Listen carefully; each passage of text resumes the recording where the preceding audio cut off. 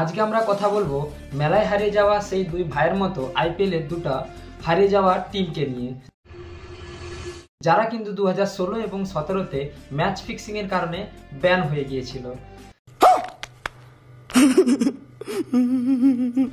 মজা সাইডে রেখে আমরা এই ভিডিওতে যেগুলো আলোচনা করব সেটা হচ্ছে রাজস্থান এবং সিএসকে এর রিটেনশন রিলিজ এবং রিটেনশনের পরে যে প্লেইং 12 তৈরি হচ্ছে সেটা দেখব এবং সেটার মধ্যে কোন কোন গ্যাপ ফিল করতে হবে অকশনে এবং তারা কারা কোন কোন প্লেয়ারদেরকে টার্গেট করতে পারে এই সম্বন্ধে কিন্তু আমরা এই ভিডিওতে আলোচনা করব। তাহলে চলো শুরু করা যাক। প্রথমেই আমরা কথা বলি রাজস্থান রয়্যালসকে নিয়ে।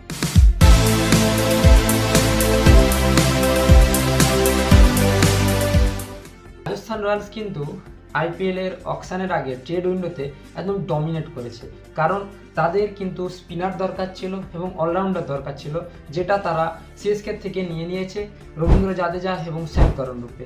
আর তাদের দরকার ছিল যে উপরের যে ব্যাটসম্যান রয়েছে তাদের কিন্তু ভালো ভালো কয়েকজন ব্যাটসম্যান আছে 6 নম্বর অবধি, কাউকে না কাউকে তাদেরকে কিন্তু বসাতেই হতো।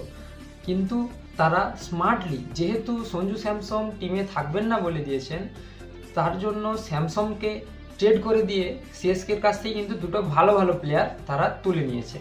এরপরে যদি দেখি আমরা রাজস্থানের পার্স কত, রাজস্থানের পার্স এই অকশনে 16.05 CR মানে 16 কোটি 5 লাখ টাকা এবং তাদেরকে স্লট কটা পূরণ করতে হবে 9টা।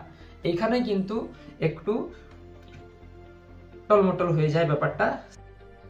আরে কেনা কে চাতে হো, সেটা হচ্ছে 9 জন প্লেয়ারকে কিনতে হবে আর আছে মাত্র 16 কোটি টাকা রাজস্থানের কাছে, আর একজন কিন্তু সেখানে ওভারসিজ প্লেয়ারকে তারা কিনতে পারবে, শুধুমাত্র একজনকে। এবারে যদি দেখি তারা কাকে কাকে রিলিজ করলো, রিলিজ করার আগে আমরা দেখে নেই যে কাকে কাকে ট্রেড করলো। সঞ্জু স্যামসং আগেই বলেছে ট্রেড করেছে সিএসকে কে, আর নীতিশ রানাকে তারা ট্রেড করে দিয়েছে দিল্লির কাছে, ঠিক আছে। এরপরে যদি দেখি কাকে কাকে রিলিজ করলো, যে বড় বড় নামগুলো আছে তিক্সানা হাসারাঙ্গা, তাদের দুজন মেন স্পিনার, তাদেরকে তারা রিলিজ করে দিয়েছে। আর হচ্ছে ফজলাক ফারুকি, কে রাথোর এবং কার্তিকিয়া, এই প্লেয়ারগুলিকে তারা কিন্তু তাদের আইপিএল 2026 এর স্কোয়াড থেকে রিলিজ করে দিয়েছে। এরপরে যাদেরকে যাদেরকে তারা রিটেনশন করলো সেই রিটেনশন লিস্ট অনুযায়ী আমরা যদি একটা প্লেইং 12 বানাই, সেই প্লেইং 12টা কিরকম দেখতে হবে দেখে নিই। এটা বলার আগেই বলি যে আমি কিন্তু এই টিমের কাউকে ক্যাপ্টেন হিসাবে ধরিনি, কারণ ম্যানেজমেন্টের তরফ থেকে কি ক্যাপ্টেন হবে সেটা কিন্তু এখনো বলা হয়নি। যেহেতু ম্যানেজমেন্ট নতুন, ম্যানেজমেন্ট নতুন নয়, হেড কোচ নতুন। আগে ছিল কিন্তু রাহুল দ্রাবিড়, এখন কিন্তু কুমার সাঙ্গাকারা আবার হেড কোচ হয়ে গিয়েছে। সে কাকে রাখবে, রিয়ান পরাগ না যশস্বী জয়সওয়াল না ধ্রুব জুরেলকে রাখবে, এটা কিন্তু এই তিনজনের মধ্যে কাউকে একজনকে ক্যাপ্টেন্সি রাজস্থান রয়্যালস দেবে, এটুকু বোঝা যাচ্ছে, কিন্তু কে পাবে ক্যাপ্টেন্সি সেটা কিন্তু বোঝা যাচ্ছে না। এবারে আসি প্লেইং 12টা কিরকম হতে পারে। প্রথমে যশস্বী জয়সওয়াল অবশ্যই থাকবে, সেকেন্ডে বৈভব সূর্যবংশী, একজন যুব তারকা, তিনি ভালো খেলছেন এখন, তিনি অবশ্যই চান্স পাবেন। এরপরে 3 নম্বরে যদি দেখি রিয়ান পরাগ, ভালো করে ধরে খেলতে পারবেন। আর হচ্ছে 4 নম্বরে ধ্রুব জুরেল, যিনি উইকেট কিপার, একসঙ্গে থাকবেন। আর হচ্ছে 5 নম্বরে কেউ কেউ বলতে পারে সিমরন হিটমায়ার, আমি কিন্তু আমার 5 নম্বরে রাখবো জাদেজাকে, কারণ তাকে একটু বেশি বল খেলার সুযোগ দেব। আর হচ্ছে 6 নম্বরে রাখবো সিমরন হিটমায়ার। 7 নম্বরের যে স্লটটা রাজস্থানের কিন্তু তাদের অকশনে ফিল আপ করতে হবে, কারণ 7 নম্বরে খেলার মতো তেমন কোনো প্লেয়ার কিন্তু আমি খুঁজে পাচ্ছি না তাদের স্কোয়াড দেখে। এরপরে যদি দেখি 8 নম্বরে শ্যাম করণ, ভালো পিক। আর হচ্ছে 9 নম্বরে জোফরা আর্চার, এই দুজন কিন্তু 8 নম্বর এবং 9 নম্বরে খেলবে। 10 নম্বরেও যদি দেখি 10 নম্বরে কিন্তু একটা স্পিনারের অভাব দেখা দিচ্ছে রাজস্থান রয়্যালসের স্কোয়াডে, এখানেও কিন্তু তাদেরকে কাজ করতে হবে অকশনে। 11 নম্বরে তুষার দেশপান্ডেকে খেলাবে আর 12 নম্বরে সন্দীপ শর্মাকে খেলাবে। এবারে বলি এই যে প্লেইং 11টা আমি বলছি, সরি 12টা বলছি, এটা কিন্তু প্রথম ব্যাটিং হিসাবে আমি লিখছি এবং তার জন্য আমি 12 নম্বরে কিন্তু বোলার রাখবো। সে যেই টিমেরই হোক আমি 12 নম্বরে বোলারকে রাখছি। প্রথম 11 যেটা হবে সেটা ফার্স্ট ব্যাটিং অনুযায়ী আমি সাজাচ্ছি। এরপরে বলি তাহলে কোথায় কোথায় গ্যাপ রয়ে যাচ্ছে। 7 নাম্বার আর 10 নাম্বারে কিন্তু রাজস্থান রয়্যালসের প্লেইং 12 বানাতে গিয়ে আমরা গ্যাপ খুঁজে পাচ্ছি। এই গ্যাপ পূরণ করতে গেলে 7 নম্বরে কিন্তু একজন ইন্ডিয়ান ব্যাটসম্যান লাগতে পারে, ইন্ডিয়ান ব্যাটসম্যান লাগবে। আর যে 10 নম্বরে এখানে কিন্তু একজন স্পিনার দরকার, ঠিক আছে।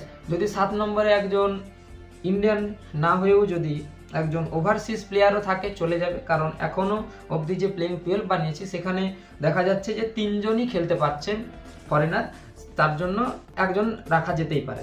আমি বলবো তারা কাকে কাকে টার্গেট করতে পারে এবারে আমরা দেখে নেই। চলো টার্গেট কাকে কাকে করতে পারে। ব্যাটসম্যান যে 7 নম্বরে সেখানে খেলানোর জন্য কিন্তু যেহেতু এদের কাছে পার্স কম রয়েছে, আমি দুজনকে সাজেস্ট করব, সেটা হচ্ছে বিজয় শঙ্কর এবং দীপক হুডা। এদের দুজনকে কিন্তু কম দামে তারা অকশন থেকে তুলে নিতে পারে। এরপরে যদি দেখি তাদের কিন্তু একটা ওই জায়গায় অলরাউন্ডারও খেলাতে পারে। অলরাউন্ডার কীরকম, যাদের দাম কম থাকবে সেরকম অলরাউন্ডার কারা কারা হতে পারে। 1 নম্বর হচ্ছে ম্যাক্সওয়েল। শুনে হয়তো আপনিও চমকে যাবেন যে ম্যাক্সওয়েলের দাম কিভাবে কম হতে পারে, কিন্তু ম্যাক্সওয়েলের এরা কিন্তু এবারে শেষ হয়ে আসছে, বয়সও হয়ে গেছে, রিটায়ারমেন্টও নিয়ে নেবে আর কিছু বছরের মধ্যে। তার জন্য ম্যাক্সওয়েলের কিন্তু এই অকশনে খুব বেশি দাম যাবে না, বড় জোর 5-6 কোটি যাবে, তার বেশি যাবে না। তারা কিন্তু টার্গেট করতে পারে ম্যাক্সওয়েলকে। এরপরে যদি বলি হাসারাঙ্গা, যাকে তারা রিলিজ করেছে, তাকেও কিন্তু বাইব্যাক করতে পারে। করবে কি করবে না জানি না, তবে কিন্তু বাইব্যাক করতে পারে। আর হচ্ছে 3 নম্বর হচ্ছে মঈন আলী। এই 3 জন ম্যাক্সওয়েল, হাসারাঙ্গা আর মঈন আলী, এই 3 জন অলরাউন্ডারকে কিন্তু 7 নম্বরে খেলানোর জন্য রাজস্থান রয়্যালস টার্গেট করতে পারে। এবারে যদি দেখি স্পিনার কাকে কাকে টার্গেট করতে পারে, স্পিনার এমনকে টার্গেট করতে হবে যার দাম কম হবে, সেরকম কে কে হতে পারে। একটা হচ্ছে রাহুল চাহার আর হচ্ছে অ্যাডাম জাম্পা। এই দুজন প্লেয়ারকে কিন্তু স্পিনারকে রাজস্থান রয়্যালস টার্গেট করতে পারে। আর ব্যাকআপ হিসেবে যদি আমি দেখি, ফাস্ট বোলার কেউ টার্গেট করতে পারে। কিরকম ফাস্ট বোলার কাকে কাকে, আকাশদীপকে টার্গেট করতে পারে। আকাশদীপের দাম কিন্তু বেশি যাবে, এটা আশঙ্কা করাই যায়, 10 কোটির কাছাকাছি তো যাবেই। মোহিত শর্মার দাম কিন্তু খুব বেশি উঠবে বলে মনে হচ্ছে না, ওই 6-7 কোটি। রাজস্থান রয়্যালস কিন্তু অবশ্যই মোহিত শর্মা আর আকাশদীপ এই দুজন প্লেয়ারকে টার্গেট করতে পারে। তাহলে এইটা ছিল রাজস্থান রয়্যালস নিয়ে কথা। এরপরে আসি সিএসকে।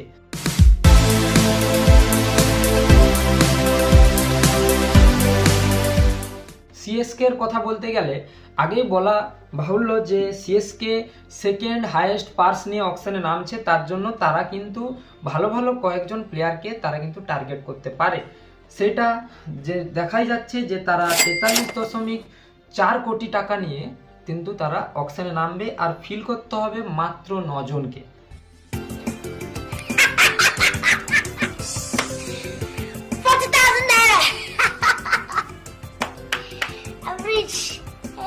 ভাও, তারা 16 কোটি নিয়ে রাজস্থান 9 জনকে ফিল করতো, আর এখানে 43.4 কোটি টাকা দিয়ে তারা 9 জনকে স্লট পূরণ করতে হবে সিএসকে কে। এবারে দেখি কাদেরকে কাদেরকে তারা রিলিজ করলো। রিলিজ করার আগে দেখি ট্রেড করলো কাদেরকে ট্রেড করলো। রাজস্থানকে দিয়ে দিয়েছে জাদেজা এবং শ্যাম করন, এই দুজনকে ট্রেড করে দিয়েছে। এবং কাদেরকে রিলিজ করলো, কিছু বড় বড় নাম আছে যাদেরকে সিএসকে কিন্তু রিলিজ করে দিয়েছে। সেগুলো হচ্ছে পাঁচি রানা, যাকে তারা প্রথম থেকে গ্রুমিং করেছে, তাকে কিন্তু পাঁচি রানাকে কিন্তু বাদ দিয়ে দিয়েছে তাদের পার্স খালি করার জন্য। ডেভন কনওয়ে, রচিন রবীন্দ্র, বলা যায় ডেভন কনওয়ে এবং রচিন রবীন্দ্র থেকে কিন্তু মুখ ঘুরিয়ে নিয়েছে সিএসকে। তারা কিন্তু সিএসকে কিন্তু অকশনে ডেভিন কনওয়ে এবং রচিন রবীন্দ্রকে টার্গেট করবে না, এটা বলা যায়। সঙ্গে দীপক হুডা, বিজয় শঙ্কর, নাগারকোটি, ত্রিপাঠী এবং রাশিদ, এই প্লেয়ারগুলিকে তারা কিন্তু রিলিজ করে দিয়েছে তাদের স্কোয়াড থেকে। তাহলে যাদেরকে রেখেছে তাদেরকে নিয়ে যদি আমি প্লেইং 12টা বানাই, সেই প্লেইং 12টা কীরকম দেখতে হচ্ছে যে 1 নম্বরে থাকছে কিন্তু আয়ুষ মাত্রে বা উর্বাস পাটেল। আয়ুষ মাত্রে কিন্তু আউটস্ট্যান্ডিং ফর্মে আছে, আয়ুষ মাত্রেই খেলবে। আয়ুষ মাত্রে যদি কিছু ফর্মের এধার ওধার হয় তাহলে কিন্তু উর্বাস পাটেল খেলতে পারে। 2 নম্বরে কিন্তু সদ্য ট্রেড হয়ে আসা সঞ্জু স্যামসং ওপেনার হিসেবে খেলবে, এটা আমার মতামত। ম্যানেজমেন্ট কি করবে সেটা আমার জানা নেই। এরপরে হচ্ছে 3 নম্বরে ঋতুরাজ গায়কোয়াড়কে যেহেতু খেলাচ্ছে এবং টিম ম্যানেজমেন্টের থেকে বলে দেওয়া হয়েছে যে ঋতুরাজ গায়কোয়াড় ক্যাপ্টেন থাকবে, তাই জন্য আমি এই টিমে কিন্তু ক্যাপ্টেন রাখছি ঋতুরাজ গায়কোয়াড়কে। এবার হচ্ছে 4 নম্বরে ডেভেল ব্রেভিস কিন্তু একটা হচ্ছে আন্ডার রেটেড সাইন করে নিয়েছে আগের বারের আইপিএলের আইপিএল চলাকালীন সিএসকে একদম আউটস্ট্যান্ডিং সাইন করে নিয়েছে ডেভিল ব্রেভিসকে। এবারে হচ্ছে শিবম দুবে খেলবে। 6 নম্বরের স্লটটা কিন্তু খালি থাকছে, এখানে কোনো আমি প্লেয়ারকে দেখতে পাচ্ছি না। 7 নম্বরে MS ধোনি থাকবে। আমি MS ধোনিকে কিন্তু উইকেট কিপার হিসেবে সাজেস্ট করছি না,